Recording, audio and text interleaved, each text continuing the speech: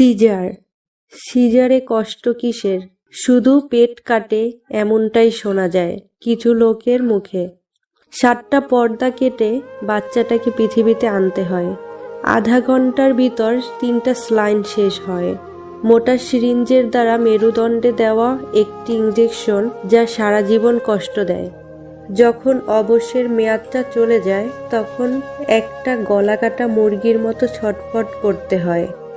আপনজন ছেড়ে post operative রুমে থাকতে হয়। প্রতিটা মিনিট যেন এক এক ঘন্টার সমান মনে হয়।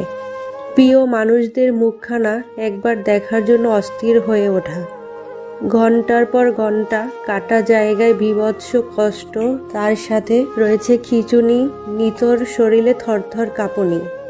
হাতে ক্যানোলাই স্লাইন চলছে অনবরত। গলা শুকিয়ে কাটকাট হয়ে যায়।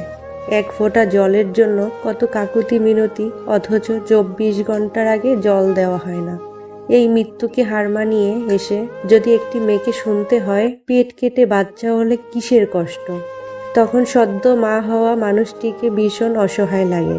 একটি বাচ্চা যেভাবেই ভূমিষ্ঠ হোক না কেন, যার বাচ্চা সেই জানে কতটা কষ্ট সে সহ্য করে প্রথম থেকে শেষ অবধি।